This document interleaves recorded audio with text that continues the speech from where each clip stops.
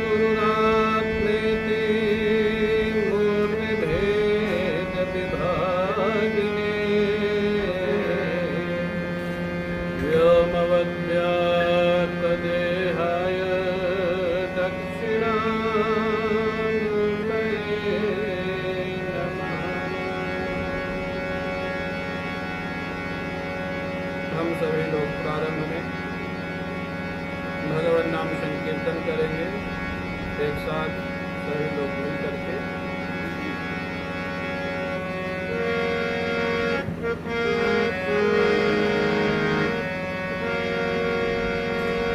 गोविंद बोलो हरि गोपाल बोलो, गोविंद बोलो हरि गोपाल बोलो, गोविंद बोलो हरि गोपाल बोलो, गोविंद बोलो हरि गोपाल बोलो।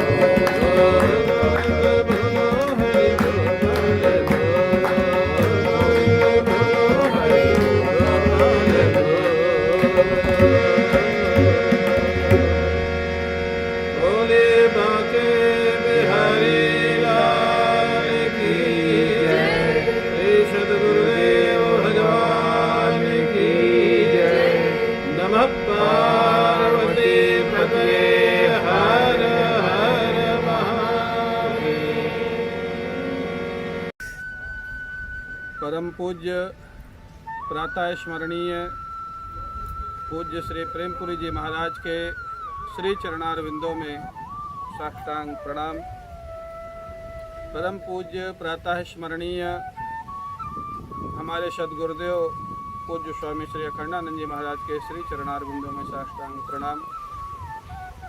हमारे प्रिय गिरीश भाई, प्रिय प्रकाश भाई, सभी सत्संग प्रेमी सज्जनों, भक्तिमती माताओं, हम लोग विगत अनेक दिनों से पुरुषार्थ चतुष्टय जो हम लोगों ने प्रसंग लिया है, इस पर हम लोग चर्चा कर रहे हैं। पुरुषार्थ चतुष्टय ही प्रत्येक मनुष्य के जीवन का लक्ष्य है, और लक्ष्य ही नहीं, विश्व का प्रत्येक मनुष्य इसी के प्रति तत्पर है, लगा हुआ है। काम पुरुषार्थ की पूर्णता की हम लोग चर्चा कर रहे थे। काम पुरुषार्थ की पूर्णता का अर्थ है कामनाओं की पूर्ण निवृत्ति या कामनाओं को भगवान के साथ जोड़ देना। संसार कामना भगवत कामना के रूप में परिवर्तित हो जाए, उसको भी काम पुरुषार्थ की सफलता मानते हैं। जैसे गोपियों की कामना भगवान कृष्ण से जुड़ गई और वो कामना प्रेम का रूप ले लेती है, वो भगवत काम हो जाती है और काम पुरुषार्थ की पूर्णता हो जाती है, काम पुरुषार्थ की सफलता हो जाती है। हम लोग चर्चा कर रहे थे इस प्रसंग में महाराज पृथु की। महाराज पृथु ब्रह्मा जी के कहने से अपने सवे यज्ञ का संकल्प छोड़ देते हैं और उसके बाद 99 यज्ञ में ही उनको भगवान की प्राप्ति होती है, भगवान का दर्शन होता है। और भगवान अकेले प्रकट नहीं हुए, भगवान के साथ में देवराज इंद्र जो महर्षि पृथु के यज्ञ के अपराधी हैं, वो भी साथ में आए थे। भगवान ने महाराज पृथु से कहा, पृथु जी, ये तुम्हारा अपराधी है, क्षमापयत, इनको आप माफ कर दीजिए, इन्होंने तुम्हारा अपराध किया है। महाराज पृथु ने देवराज इंद्र को गले लगाया, माफ कर दिया, क्योंकि दोनों का लक्ष्य अलग अलग था। इंद्र की गलत फहमी के कारण ये विवाद हो रहा था। इंद्र की मान्यता थी कि महाराज पृथु 100 यज्ञ करके इंद्रासन प्राप्त करना चाहते हैं। यद्यपि ऐसा था नहीं, महाराज पृथु के यज्ञों का उद्देश्य था भगवान की प्राप्ति, भगवान का दर्शन। देवराज इंद्र का वो उद्देश्य था ही नहीं, इसलिए कोई सामंजस्य या कोई विवाद का प्रश्न नहीं था। देवराज इंद्र तो वहां से महाराज पृथु को प्रणाम करके चले जाते हैं। इधर भगवान का पूजन किया महाराज पृथु ने, षोडशोपचार पूजन करके भगवान को आसन पर आसीन किया, चरण प्रक्षालन किया। भगवान बहुत ही प्रसन्न है महाराज पृथु से और बड़ी सुंदर वो बात बोलते हैं। भगवान कहते हैं, महाराज पृथु, आपको जो भी वरदान चाहिए आप वरदान हमसे प्राप्त कर लीजिए। वरम चमत कंचन मानवेंद्र वृणीष्वते हम गुणशील यंत्रितः नाहम मखैर्वैर सुलभस्तपोभिः योगेन वायत समचित्तवर्ती।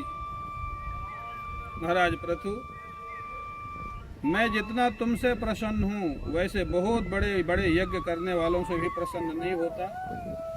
बहुत बड़े बड़े हठ योग तपस्या करने वालों से भी मैं ऐसा प्रसन्न नहीं होता।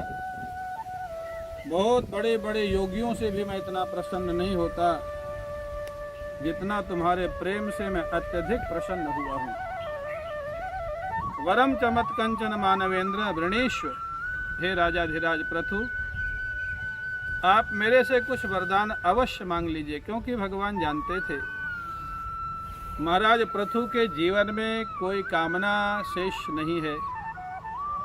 महाराज पृथु स्वयं सारे भूमंडल के राजा हैं और देवराज इंद्र की निम्न बुद्धि, तुच्छ बुद्धि, संकुचित बुद्धि का उन्होंने स्वयं अवलोकन किया है।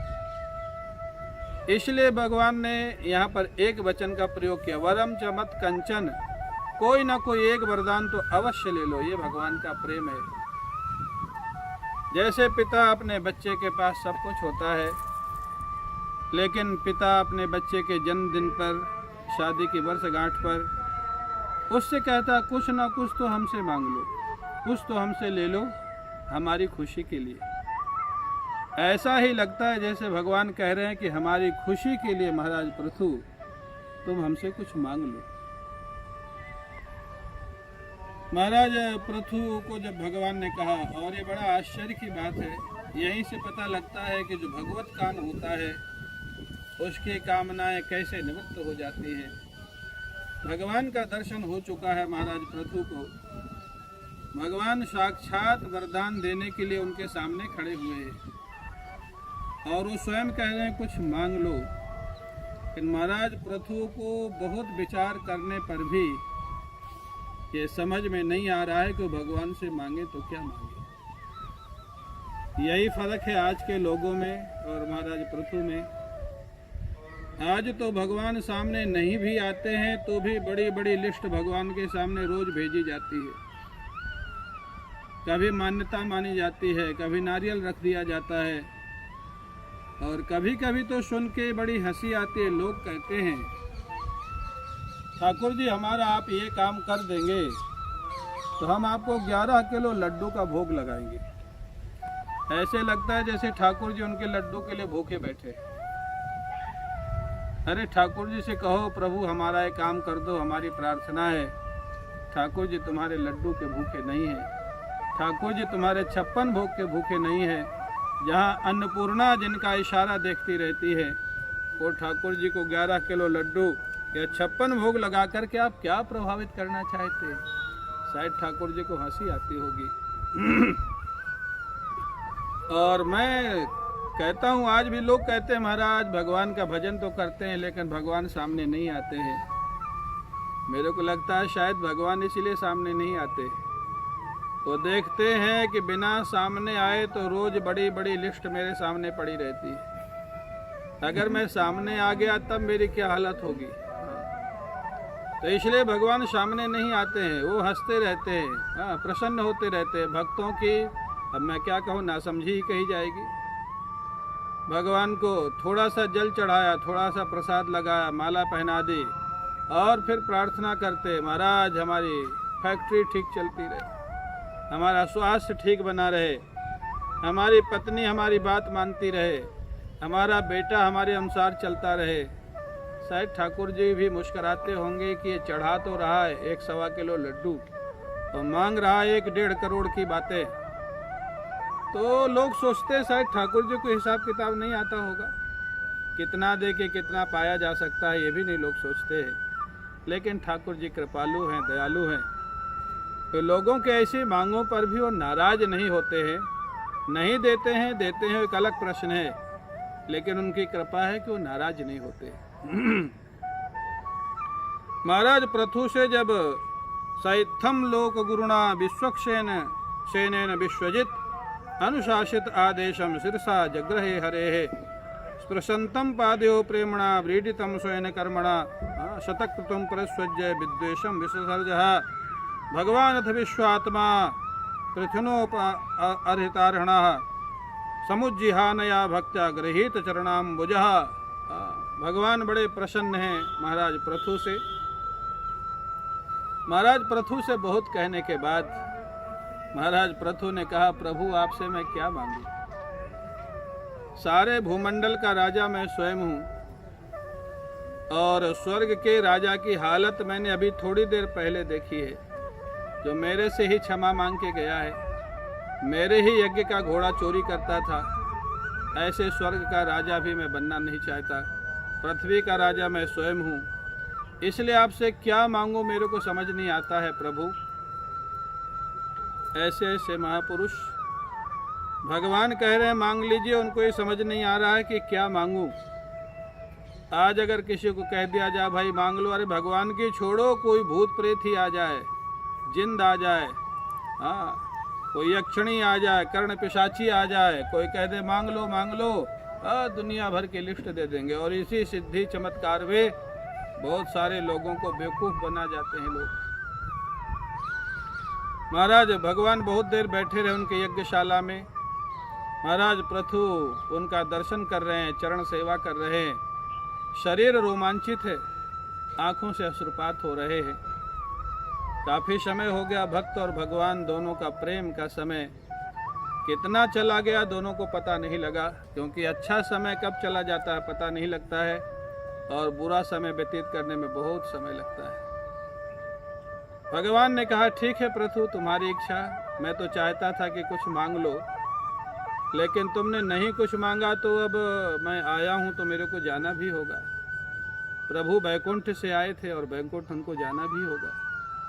सगुण साकार रूप में जब भी परमात्मा का मिलन होगा, दर्शन होगा, तो भगवान कुछ मिनट के लिए, कुछ घंटों के लिए, एक दिन के लिए, नरसिंह मेहता के जीवन में एक दिन के लिए पूरा आ गए नानी बाई का भात भरने के लिए।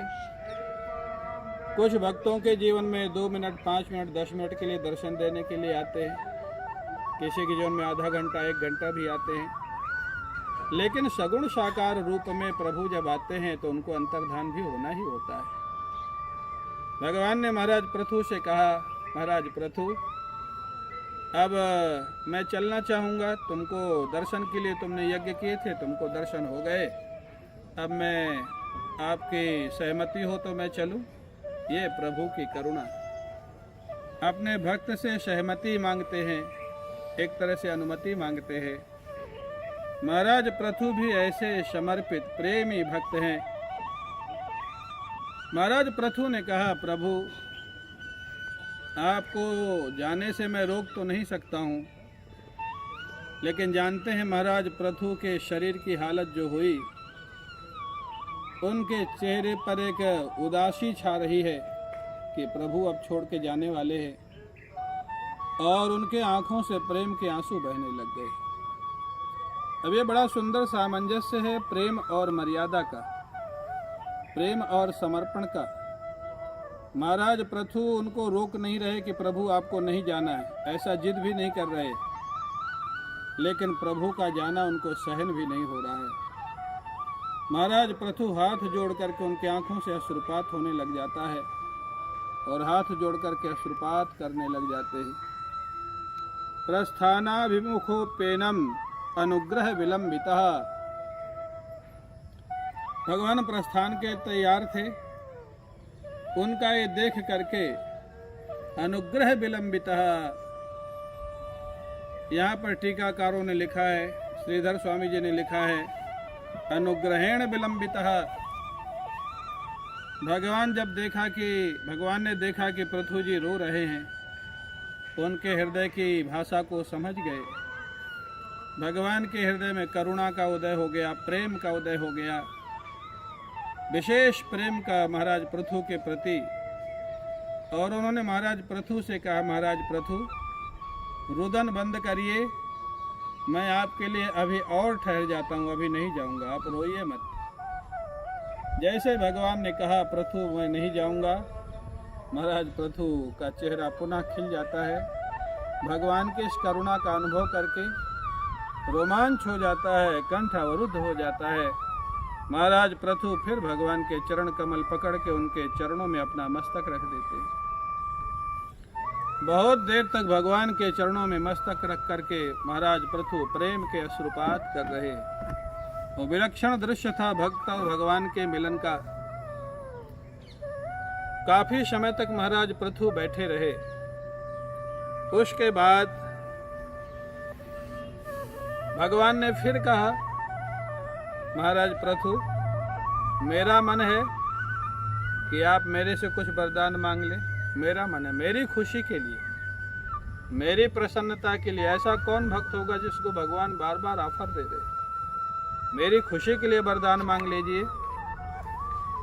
महाराज पृथु ने कहा, ठीक है प्रभु, अब मेरे मन में कुछ वरदान मांगने की कुछ इच्छा भी हो गई है और मैं आपसे वरदान मांग रहा हूँ। और महाराज पृथु ने जो वरदान मांगे, मैं समझता हूँ शायद इस विश्व में किसी ने वरदान भगवान से नहीं मांगे होंगे। महाराज पृथु ने कहा, प्रभु हमको 2 वरदान चाहिए, एक नहीं 2। भगवान बड़े प्रसन्न हुए। ठीक है पृथु, एक की जगह 2 वरदान मांग रहे हो, क्या चाहते हो? महाराज पृथु ने कहा, एक वरदान इस लोक के लिए और एक वरदान परलोक के लिए। भगवान और प्रसन्न हुए। क्या क्या चाहते हो भाई इस लोक के लिए और परलोक के लिए? महाराज पृथु कहते हैं, न कामये नाथ तदप्यहम क्वचिन नयत्र सुमच्चरणाम्बुजा सवः महत्तमांतर हृदयान मुखाच्युतो विधत्सु करणायितु मे समे बरः। हे प्रभु, जहाँ पर आपकी कथा वार्ता नहीं है, जहाँ पर सत्संग नहीं है, जहाँ पर आपकी चर्चा नहीं है, गुणानुवाद नहीं है, जहाँ आपके भक्त निवास नहीं करते, जहाँ संत निवास नहीं करते, ऐसे स्थान पर मैं रहना नहीं चाहता और ऐसे लोगों से मैं वार्तालाप करना नहीं चाहता। अरे तो ये तो ठीक है, जो नहीं चाहते हो तो बता दिया, चाहते क्या हो वो बताओ, वरदान क्या चाहते हो? महाराज पृथु ने कहा कि दुनिया की बातें सुनने में अब मेरा मन नहीं लगता है, आपकी कथा निरंतर सुनता रहूं, ये वरदान प्रभु चाहिए। उन्होंने कहा, ठीक है, निरंतर कथा सुनो, इसमें कोई समस्या ही नहीं, आप तो राजा हैं, अनेक संत महापुरुष हैं, उनको बुला करके आप निरंतर सत्संग कर सकते हैं। नहीं प्रभु, एक वरदान इसके साथ और चाहिए। क्या? महाराज पृथु कहते हैं, मेरे को 2 कान से आपकी कथा सुनने में उतनी तृप्ति नहीं हो रही, कमी लग रही है, कमी लग रही है। फिर क्या चाहते हो? महाराज पृथु ने कहा, प्रभु मेरे जीवन में विधत्सु करणायुत, अयुत माने होता है 10,000, आप मेरे को 10,000 कान दे दीजिए, जिससे 10,000 कानों से मैं आपकी कथा का निरंतर श्रवण किया करूं। भगवान भी मुस्कराए। उन्होंने कहा, पृथु 10,000 कान में अगर तुमको दे दूं और सारे शरीर में कान ही कान दिखाई देने लग जाएं तो लोग कहेंगे भक्त तो थोड़ा पागल होते ही है। भगवान क्यों नहीं समझे कि 10,000 कान देने से क्या होगा, सारे शरीर में कान ही कान दिखाई देंगे। भगवान ने कहा, मैं तुमको 10,000 कान की शक्ति इन्हीं 2 कानों में दे देता हूँ। जितना तुम 10,000 कान से कथा सुन सकते हो, वो सारी कथा इन्हीं 2 कान से सुन सकोगे, ये मैं तुमको वरदान देता हूँ। मेरे को लगता है ये भगवान नारायण थे। महाराज पृथु ने मांगा 10,000 कान, उन्होंने 2 कानों में 10,000 कान की शक्ति दे दी। शायद महाराज पृथु ने भगवान शंकर से वरदान मांगा होता कि 10,000 कान दे दीजिए, भगवान शंकर 10,000 कान दे ही देते, सारे शरीर में उनके कान ही कान लग जाते। और यही फर्क है विष्णु भगवान में और शंकर भगवान में। विष्णु भगवान के भक्त जो मांगते हैं, विष्णु भगवान विचार करते हैं इनको ये देना है या नहीं देना है, देने से कैसा होगा, क्या होगा, परिणाम क्या होगा। भगवान शंकर कहते हैं ये विचार करना मेरे भक्त का काम है, मैं विचार नहीं करता। मेरा भक्त मेरे से जो मांगता है मैं दे देता हूँ, परिणाम क्या होगा तुम जानो, मांगने वाले जानो। तो अच्छा हुआ कि भगवान शंकर से नहीं मांगा था, नहीं तो 10,000 कान लगा ही देते उनके शरीर में। 10,000 कान की ताकत, यह है भगवान की कथा का प्रेम। भगवान की कथा पूज्य आनंदमयी माँ कहती थी हमेशा, हरि कथा कथा, बाकी सब व्यथा और वृथा। भगवान की कथा ही वास्तव में कथा है, बाकी तो व्यथा है। हमारे शास्त्रों में लिखा है, पर चर्चा और व्यर्थ चर्चा, ये दोनों पाप है, दोष है। एक दूसरे के वो ऐसा है, वो ऐसा है, वो ऐसा कर रहा है, वो ऐसा कर रहा है, वो ऐसा कर रहा था, वो ऐसा बोल रहा था। अरे तुमको भगवान ने ड्यूटी नहीं दिया है नारद जी का काम करने की कि इधर की बात उसको बताओ, उसकी बात उसको बताओ। और व्यर्थ चर्चा माने गपाष्टक। गपाष्टक आप लोग जानते हैं? गपाष्टक नहीं जानते? गप फांकना, जैसे रुद्राष्टक ऐसे गपाष्टक। तो गपाष्टक जो लोग करते हैं, और हमारी माताएं तो प्रणम्य है।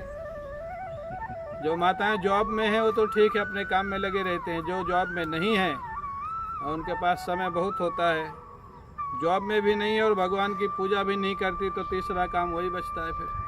क्यों माताओं? आप लोग तो नहीं करते होंगे कपाष्टक? बिल्कुल नहीं। तो अच्छी बात है। तो ये जो कान है, कान भगवान की कथा सुनने के लिए, सत्संग सुनने के लिए मिले हैं। ये महाराज पृथु ने सिद्ध कर दिया है। बड़े बड़े जितने संत हुए हैं, पूज्य रोटीराम बाबा, पूज्य हमारे गुरुदेव, वो कहते थे भगवान की कथा सुनाओ, भगवान की चर्चा सुनाओ, सत्संग सुनाओ। अगर कोई दुनिया की चर्चा करता था, रागत द्वेष करता था, वो मना कर देते थे। वो बोलते थे क्या इसीलिए तुम यहाँ आए हो? हाँ, दुनिया की रागत द्वेष की चर्चा करने के लिए, निंदा स्तुति करने के लिए यहाँ आए हो तो ठाकुर की चर्चा करो, अन्यथा यही चर्चा करना है तो अपने घर में करो। हरि बाबा जी महाराज तो सुनते ही नहीं थे, रोटीराम बाबा सुनते ही नहीं थे, हमारे महाराज जी मना कर देते थे। तो संत जितने जानते हैं, और आप करके देखना, 1 घंटा भगवान की चर्चा करके देखना, मन को कितनी शांति मिलेगी। और 1 घंटा अगल बगल पड़ोसियों की करके देखना, कितनी अशांति मिलेगी। प्रत्यक्ष फल है।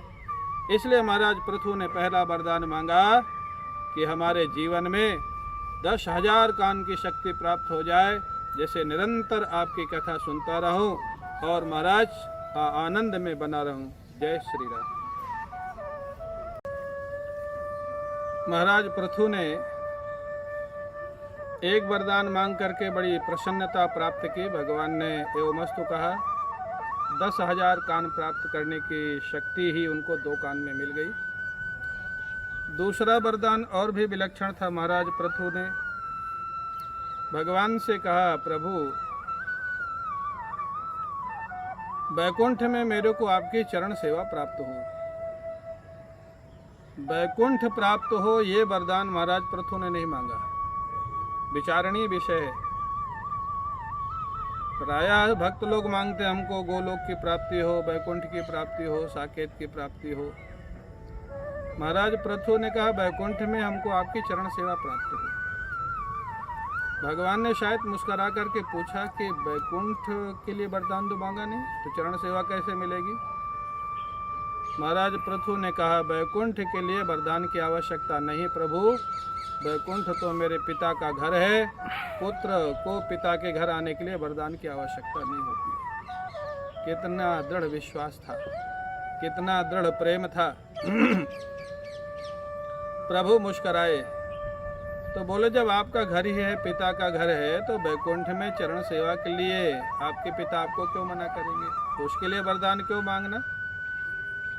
महाराज पृथु बड़ी सुंदर बात कहते हैं। जगत जनन्याम जगदीश वैशम शादे अवयत कर्मणिनः समीहितम करोषि फलगोप्यरु दीनवत्सलः स्वएव धिष्णे विरतस्य किम तया।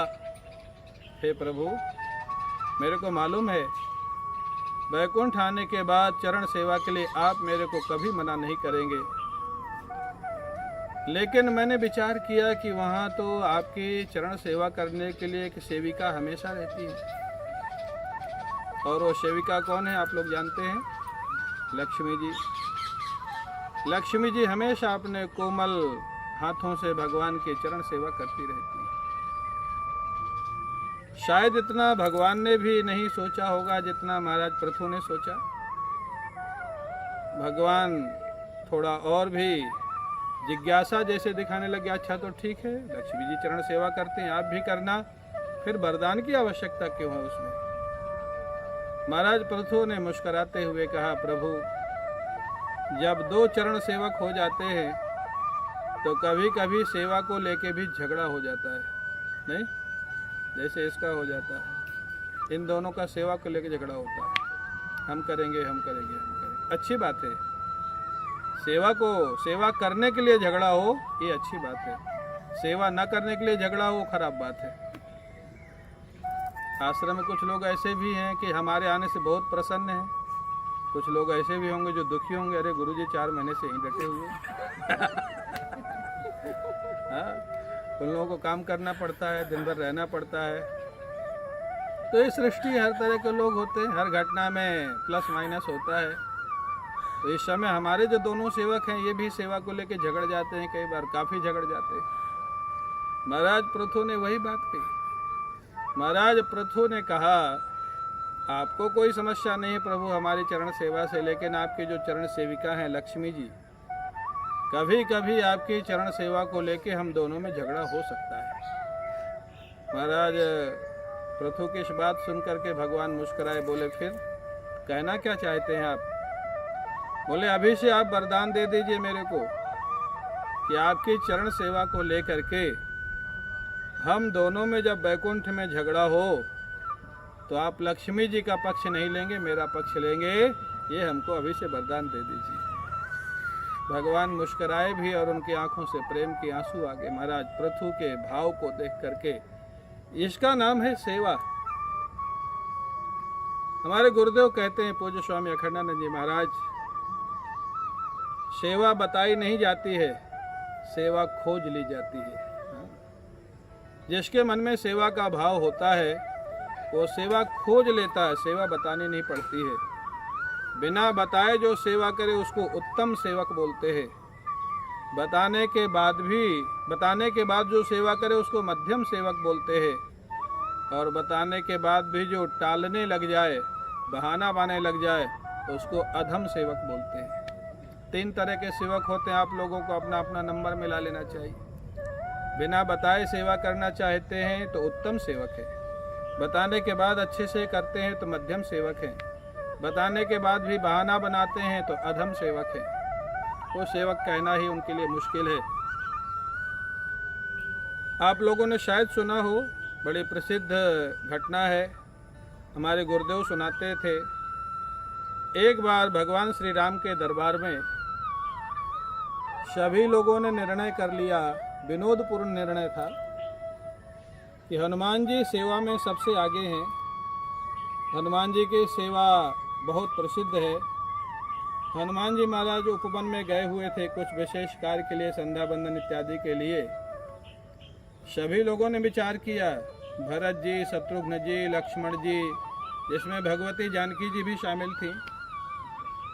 उन लोगों ने निर्णय किया कि हनुमान जी के आने के पहले हम लोग कल से सारी सेवा अपने बांट लेंगे, फिर देखते हैं हनुमान जी क्या सेवा करते हैं। हनुमान जी आगे बैठते हैं, सेवकों में अग्रगण्य हैं, ज्ञानियों में अग्रगण्य हैं, लेकिन फिर उनकी बुद्धि का परीक्षण भी होगा और क्या सेवा करते हैं देखा जाएगा। सब लोगों ने सेवा बांट ली। हनुमान जी महाराज जब आए, उनको पता लगा कि सारी सेवाएं तो बांट ली गई हैं। हनुमान जी को लगा कोई ना कोई इसमें प्रभु का विनोद है और हमारे सहयोगियों का भी कोई ना कोई हास परिहास है, विनोदपूर्ण घटना है। हनुमान जी महाराज को कह दिया गया भाई सब सेवाएं हम लोग ले ली। पंखा झलने की सेवा किसी ने ले लिया, चरण दबाने की सेवा किसी ने ले लिया, छत्र उठाने की सेवा किसी ने ले लिया। सारी सेवाएं लोगों ने बांट ली थी। भरत जी ने, शत्रुघ्न जी ने, लक्ष्मण जी ने, भगवती जानकी जी ने और जितने थे दरबार में जितने लोग थे। हनुमान जी महाराज तो ज्ञानी नाम अग्रगण्यम है। हनुमान जी महाराज ने कहा कि जब अपने आराध्य को, अपने स्वामी को जमाई आती है तो सेवक का काम होता है कि चुटकी बजावे। चुटकी, क्या चुटकी बजाने की सेवा आप लोगों ने किसी ने ली है? अब सब लोग चुप, किसी का ध्यान ही नहीं गया था उस सेवा में। हनुमान जी ने कहा चुटकी बजाने की सेवा मैं करूँगा। तो अब सब लोग चौंके कि ये सेवा पर तो किसी ने सोचा ही नहीं था कि ये भी सेवा हो सकती है। तो हनुमान जी महाराज प्रभु श्री राम के चरणों के पास सबसे आगे बैठ गए। लोगों ने कहा कि आप सबसे आगे क्यों बैठे हैं?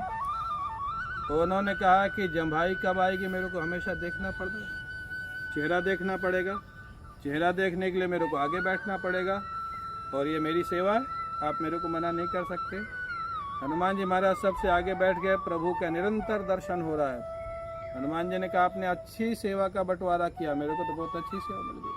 निरंतर प्रभु के श्रीमुख का दर्शन हो रहा है, उनके चरणों में बैठा हूँ और निरंतर मेरे को ध्यान रखना कब जम्हाई आएगी मैं चुटकी बजाऊंगा। सब लोगों ने सोचा भाई हमारी प्लानिंग तो उतनी सफल हुई नहीं बल्कि विफल हो गई। अब ठीक है, पूरा दिन तो निकल गया। संध्या काल को जो राज्यसभा थी उसको समापन किया गया। सभी लोग प्रभु को प्रणाम करके अपने अपने स्थान को, गंतव्य को, महलों को जाने लग गए। प्रभु श्री राम भगवती जानकी अपने अंतःपुर की ओर प्रस्थान किया। हनुमान जी महाराज पीछे पीछे चलने लग गए।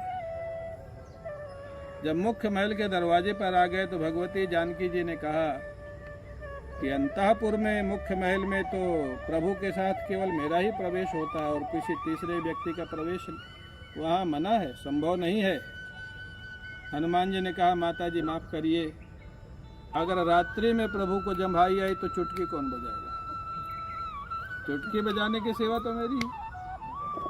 रात्रि में भी जम्हाई आ सकती है, सुबह भी जम्हाई आ सकती है। जम्हाई का तो कोई टाइम निश्चित नहीं होता है और मेरे को तो 24 घंटे की सेवा है। अब मैं तो चलूँगा अंतःपुर में, आपने ही सेवा का बंटवारा किया। माता जी मुस्कराई, भगवती जानकी जी। उन्होंने हनुमान जी से कहा, एक तर्क रखा, बोले अंतःपुर में जानते हो उसी का प्रवेश होता है जिसकी मांग में सिंदूर होता है, दूसरे का प्रवेश नहीं हो सकता है। हनुमान जी ने कहा अच्छा, यहाँ प्रवेश करने के लिए सिंदूर की आवश्यकता होती है? हनुमान जी दौड़े दौड़े गए, बाहर से इतना सारा सिंदूर लगाए, अपने सारे शरीर में सिंदूर पोत लिया। बोले अब तो मैं जा सकता हूँ? आप तो खाली यहाँ पे सिंदूर लगाए, मैंने तो सारे शरीर में सिंदूर लगा लिया है। जानकी जी हंसने लग गए, प्रभु श्री राम भी हंसने लग गए। जानकी जी ने कहा हनुमान जी हम लोग हारे, आप जीते, अब आप यहाँ से जाओ, आपकी सेवा कल से वापस मिल जाएगी। तभी से हनुमंत लाल जी को सिंदूर चढ़ने लग गया। इस घटना के बाद हनुमंत लाल जी को सिंदूर चढ़ाने का प्रभाव बढ़ गया कि हनुमंत लाल जी सिंदूर चढ़ाने से बहुत प्रसन्न होते हैं। तो मेरा कहने का अभिप्राय ये है, सेवा बताई नहीं जाती है, सेवा खोज ली जाती है। जो उत्तम सेवक होता है वो सेवा खोज लेता है। क्या जरूरत है आश्रम में गुरु जी के लिए, अपने आराध्य के लिए, ठाकुर जी के लिए, उसके नज़र से पता लग जाना चाहिए है क्या आवश्यकता है। बिना बताए जो सेवा करे उत्तम सेवा, बताने के बाद करे मध्यम सेवा, और बताने के बाद भी थोड़ा बहाना बनावे वो अधम सेवा। ये सेवा के तरीके। महाराज प्रथु ने वरदान मांग लिया, आपके चरणों की सेवा मेरे को वैकुंठ में प्राप्त हो, और लक्ष्मी जी से अगर विवाद हो तो आप मेरा पक्ष लेंगे, लक्ष्मी जी का पक्ष नहीं लेंगे। भगवान विष्णु भगवान मुस्कुराने लग गए। उन्होंने कहा ठीक है, ये भी वरदान मैं आपको देता हूँ। भगवान का जब कोई प्रेमी भक्त आ जाता है तो भगवान लक्ष्मी जी को भी पीछे छोड़ देते हैं। अनेक घटनाओं में देखा जाता है। महाराष्ट्र की एक भक्ता हुई है सखूबाई, बॉम्बे के लोगों ने सुना ही होगा। महाराष्ट्र की ही भक्ता थी सखूबाई। सखूबाई भगवान की भक्त हैं, भगवान नारायण की, विट्ठल भगवान की आराधक हैं वो।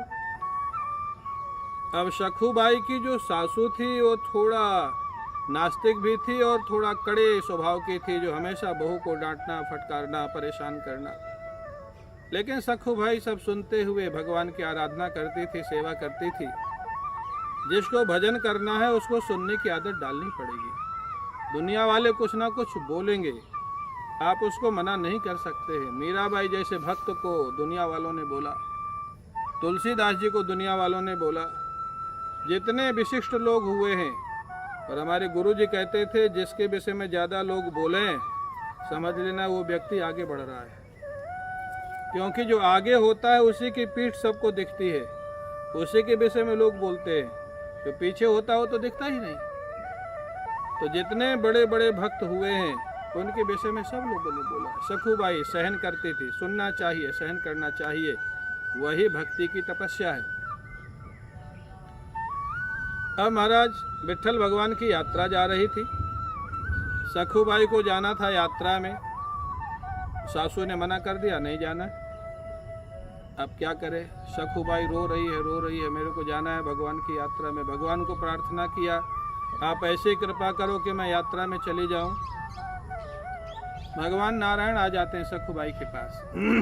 सखुबाई क्या चाहती हो? बोले यात्रा में जाना चाहे। भगवान स्वयं आए हैं। भगवान ये भी कह सकते थे मैं तो स्वयं आया हूँ, यहीं दर्शन कर लो।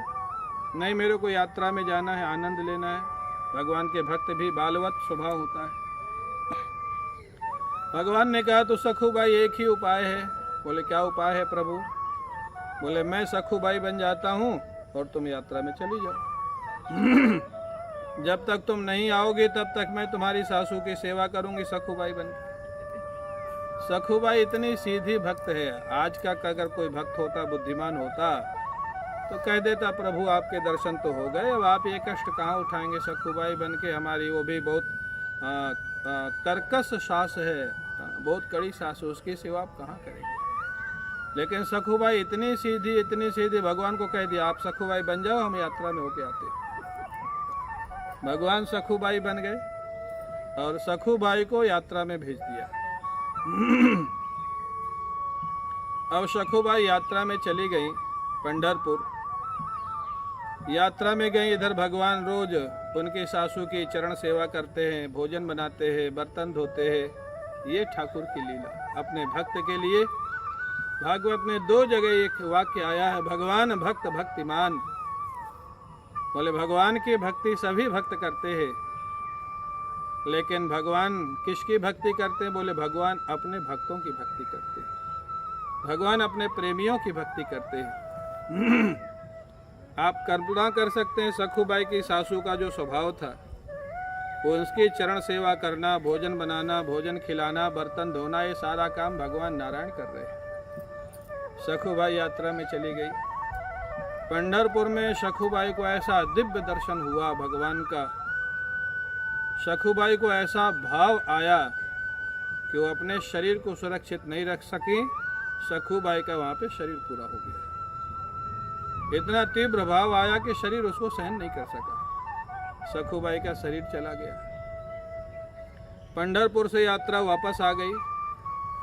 यात्रा में जो लोग गए थे उनकी सासू को बताया, यात्रा बहुत अच्छी हुई, लेकिन एक दुखद समाचार है, आपकी बहू का शरीर वहाँ पूरा हो गया है सखुबाई का। सासू ने कहा क्या बात करते हो, मेरी बहू तो यात्रा में ही नहीं गई तो शरीर कहाँ से पूरा हो जाएगा। अरे बोले हमारे साथ यात्रा में गई थी। बोले हमारे घर में काम कर रही हमारी बहू। सखुबाई के सासू ने, जो सखुबाई बने भगवान थे, उनको बोला बहू बाहर आओ। बाहर देखो ये सखुबाई। अब लोगों को बड़ा आश्चर्य, लोगों को बात ये समझ में कहाँ से, सखुबाई का तो संस्कार करके आए थे और यहाँ सखुबाई बने भगवान काम कर रहे। लोगों को बात समझ नहीं आई। लोगों ने सोचा क्या सखुबाई भूत प्रेत बन गई, क्या हुआ, कैसे यहाँ सखुबाई यहाँ काम कर रही है। वहाँ तो हम लोग उसको देख के आए कि उसका शरीर पूरा हो गया। अब महाराज लोग तो चले गए, उनको पहली समझ में आई नहीं। 1 महीना व्यतीत हो गया। लक्ष्मी जी ने नारद जी से पूछा हमारे ठाकुर जी कहाँ हैं, बैकुंठ खाली है, कहाँ गए। नारद जी उनकी मीडिया है भगवान की, हाँ, समाचार विभाग वही देखते हैं। नारद जी ने बताया आपके ठाकुर जी एक बहुत सुंदर अवतार इस समय लिए हैं। ये अवतार की गणना 24 अवतारों से बाहर है। वो अवतार किसी ने नहीं देखा अभी तक। बोले कौन सा अवतार? बोले सखुबाई का अवतार लिए हुए हैं। क्या कर रहे हैं वहाँ? बोले सखुबाई की सासू की सेवा कर रहे हैं। सारी घटना बताई नारद जी ने। लक्ष्मी जी को लगा पता नहीं हमारे ठाकुर क्या करते रहते हैं भक्तों के लिए, क्या क्या नहीं करते रहते। लक्ष्मी जी गई, जब एकांत में सखुबाई काम आम करके बैठी थी, एकांत में लक्ष्मी जी मिली। आपको बस यही अवतार लेना बाकी था क्या? भगवान मुस्कुराए, बोले क्या करूं, अब सखुबाई का शरीर चला गया, अब जब तक वो नहीं लौटेगी तो मेरी मुक्ति यहाँ से हो नहीं सकती। लक्ष्मी जी गई वहाँ पर पंढरपुर, पता लगाया सखुबाई का शरीर का संस्कार कहाँ हुआ था। पता लगा उनकी हड्डी मिल गई, हड्डी सखुबाई के शरीर की। लक्ष्मी जी ने मृत संजीवनी विद्या के द्वारा संजीवनी बूटी का संचार किया, सखुबाई को जीवित किया।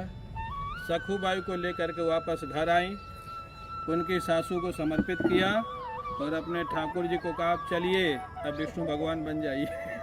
सखुबाई आ गई। तो अभिप्राय क्या है? कहने का अभिप्राय ये है कि भगवान अगर कोई उनका प्रेमी भक्त मिल जाए तो लक्ष्मी जी को भी छोड़ के कहीं भी चले जाते हैं। प्रेमियों के साथ रहने में उनको विलक्षण आनंद का अनुभव होता है, रस का अनुभव होता है। तो भगवान ने महाराज पृथु को तो दूसरा वरदान भी बड़ी प्रसन्नता पूर्वक प्रदान कर दिया। उन्होंने कहा ठीक है, जब भी आप आओगे वैकुंठ, आपको मेरे चरणों की सेवा प्राप्त होगी और लक्ष्मी जी और आप में अगर विवाद होगा तो मैं आपका पक्ष लूंगा। ये वरदान दे दिया। अब महाराज पृथु बड़े प्रसन्न हैं, भगवान के चरण पकड़ करके उनकी आंखों से अश्रुपात हो रहा है। ठाकुर ऐसा वरदान दिया जो आज तक शायद न तो किसी ने मांगा होगा और न भगवान ने किसी को दिया होगा। महाराज पृथु अत्यंत प्रसन्न हो जाते हैं। भगवान ने फिर कहा, महाराज पृथु मेरे को चलना होगा, मैं वैकुंठ से आया हूँ, काफ़ी समय से तुम्हारे साथ हूँ और जब भी तुम याद करोगे मैं पुनः तुम्हारे पास आ जाऊँगा, हम लोग मिलते रहेंगे। अब आपकी सहमति हो तो मैं चलूँ। महाराज पृथु ने भगवान के चरणों का पुनः पूजन किया, षोडशोपचार पूजन किया। उनके चरण कमल, उनका जो जल लेकर के महाराज पृथु ने अपने ऊपर छिड़काव किया, चरणों में मस्तक रख करके प्रणाम किया और भगवान अपने हस्त कमल उनके सिर पर रख करके उनको आशीर्वाद देते हैं।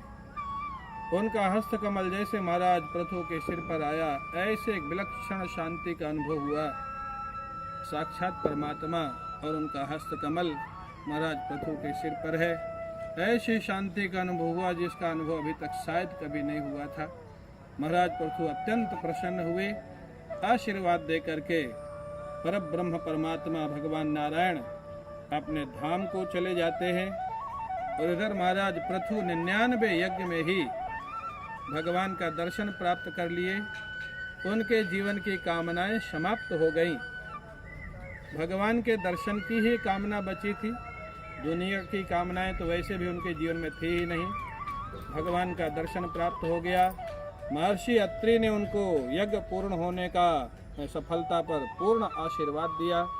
महर्षि अत्रि को भी महाराज पृथु ने प्रणाम किया।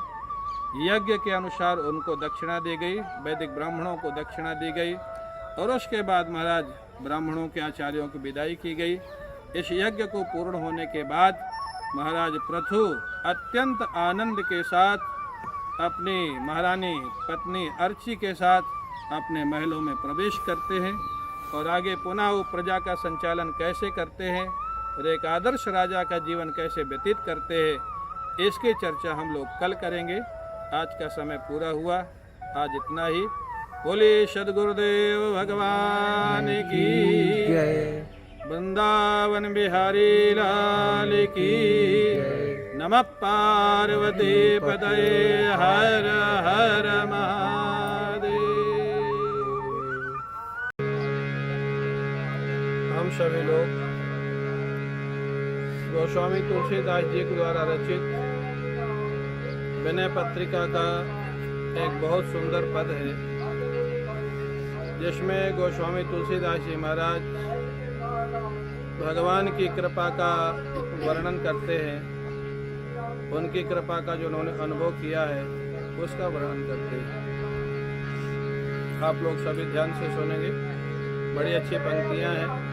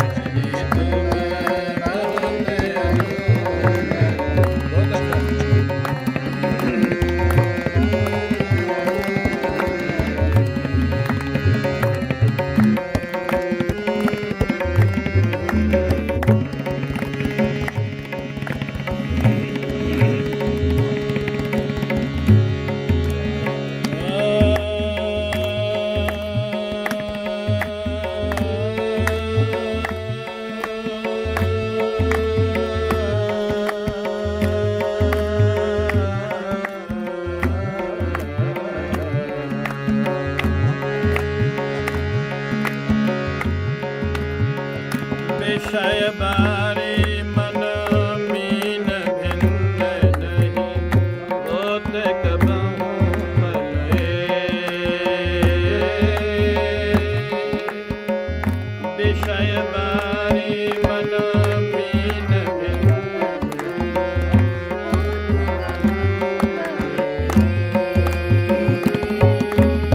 तुलसीदास जी महाराज कह रहे हैं, विषय रूपी जल है और मेरा मन मछली है।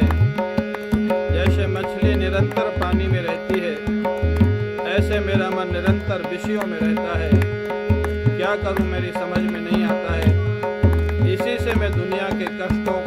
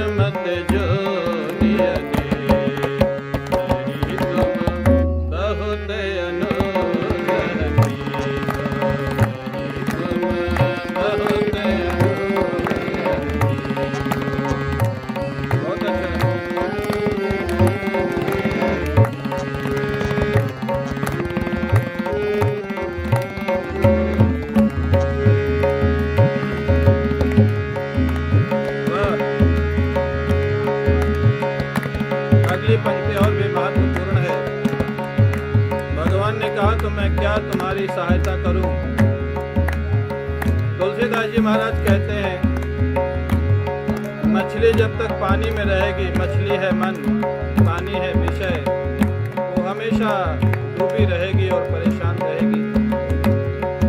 अगर मछली को पानी से निकालना है तो मछली पकड़ने वाले एक कांटा होता है उनकी रस्सी में, और कांटे में कुछ आटा इत्यादि चारा लगा दिया जाता है। वो मछली उस चारे के लालच में उस कांटे में फंस जाती है और मछली पकड़ने वाला उसको बाहर निकाल लेता है। तुलसीदास जी महाराज कहते हैं, मेरा मन है मछली, कृपा की आप रस्सी बनाइए, प्रेम रूपी उसमें चारा लगाइए, और आपके पैरों में जो अंकुश है वही होगा कांटा, प्रेम का होगा चारा, कृपा की होगी रस्सी, और मेरे मन रूपी मछली को आप विषयों से निकाल करके बाहर ले आइए, अपने चरणों में लगा लीजिए। बड़ी सुंदर पंक्तियां हैं, आप इसका आनंद लेंगे।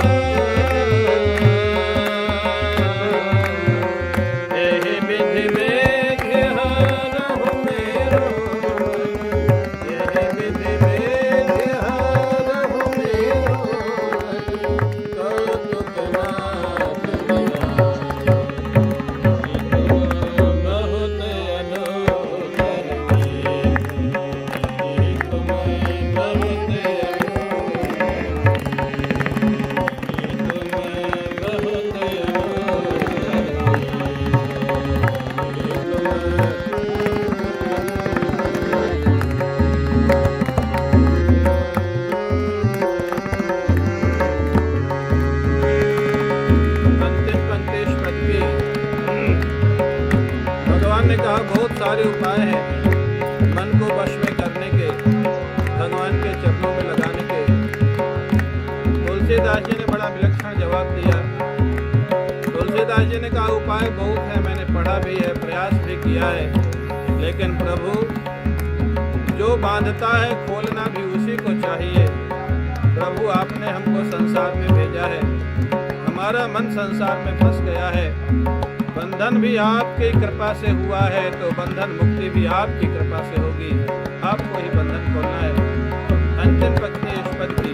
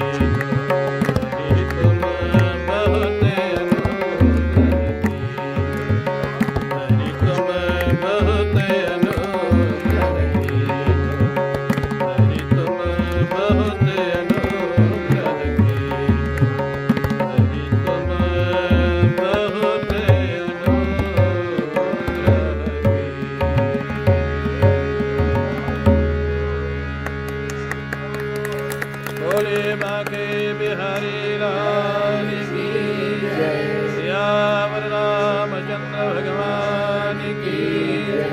सद्गुरुदेव भगवान की जय। श्री नर्मदा मैया की नमः। पार्वती पतये हर हर महा